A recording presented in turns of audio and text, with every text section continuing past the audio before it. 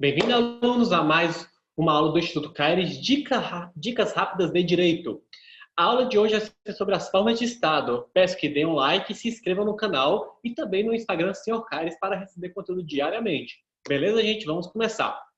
Basicamente, os estados são divididos em dois tipos: estados unitários e estados federais, certo? Os estados unitários possuem um órgão central que cede poder às outras entidades por meio de políticas administrativas e não pela Constituição.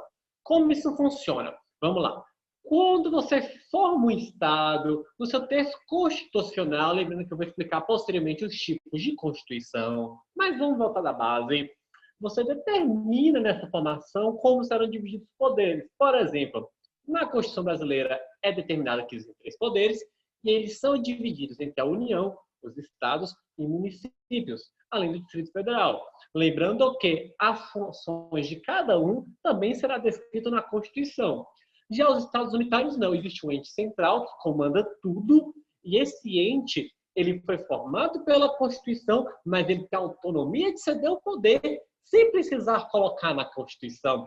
Essa é a característica fundamental do Estado unitário. No caso, eu poderia dizer que ditaduras costumam ser Estados unitários, porque elas mandam de forma infraconstitucional matérias que envolvem a própria formação do Estado, poderes centralizados, monarquias absolutistas e assim por diante.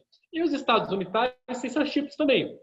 O Estado unitário puro, centralização absoluta de poder, autonomia otorgada em forma de delegação e possível apenas em estados pequenos. Como é que isso funcionaria na prática, Bruno? Vamos lá.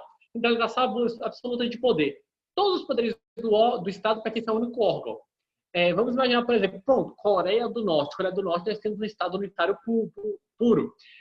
O ditador Kim Jong-un, ele não é só representante do poder executivo, ele também é representante do poder legislativo e jurídico. Então, embora ele não seja juiz propriamente do país, ele tem essa alçada de poder além da jurisdição, certo?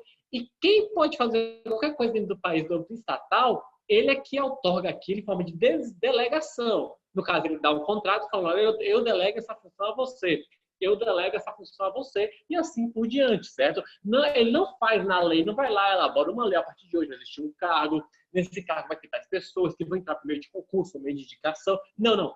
Ele dá o comando, ele delega a ordem, certo?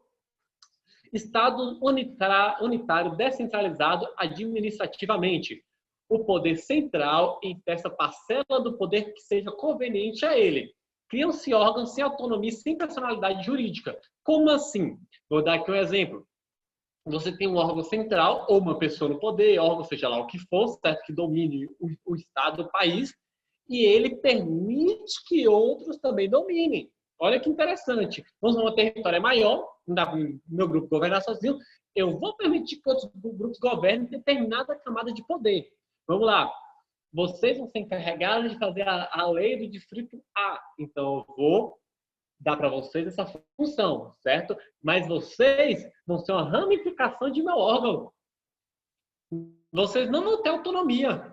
Vocês são a ramificação, e se algo ocorrer, quem responde sou eu. Vocês não têm personalidade jurídica. Lembra? Quem tem personalidade jurídica responde por si próprio. Exemplo, Ministério da Educação. Quem responde é o Estado brasileiro. Agora, o INSS tem personalidade jurídica e quem responde é o próprio. Olha que interessante. Beleza? E assim por diante. Nós temos os estados unitários descentralizados politicamente, que no caso é semelhante administrativamente, entretanto tem uma coisa a mais. Os entes possuem autonomia para decidir como vão efetivar as ordens do órgão central. Olha, o órgão central sou eu delego para vocês as funções, vocês são ramificações de mim, certo? Vocês não têm personalidade jurídica, mas vocês têm autonomia para decidir o que vocês vão fazer para executar minhas ordens. Olha que interessante. Também usado em estados maiores, ao qual mantém a centralização de poder. Temos também o Estado puro regional, que é quando o órgão central transfere por lei nacional as competências administrativas e legislativas ordinárias. Costuma ter mais competências. Aqui já é o que normalmente nós vemos em estados mais centralizados. Nem todo estado é uma federação. Então, países menores normalmente são estado puro regional. Eles têm um órgão, eles têm o governo federal, esse governo faz uma lei dando a competência. Por exemplo, o Ministério da Educação vai ter uma lei do Ministério da Educação. Então, já é uma coisa organizada, não é uma coisa que depende da voz da delegação, não. É uma coisa legislativa, muito bem organizada e que é funcional para locais pequenos, países pequenos, certo?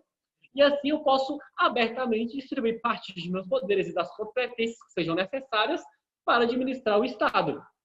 Perfeito? E nós temos o Estado unitário autônomo, que no caso é, por exemplo, Portugal.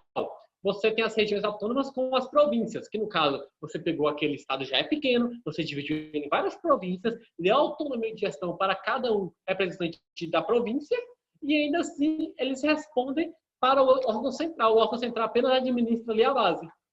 Então, gente, essa foi uma aula sobre os estados puros. Por favor, quem tiver qualquer dúvida, manda nos comentários.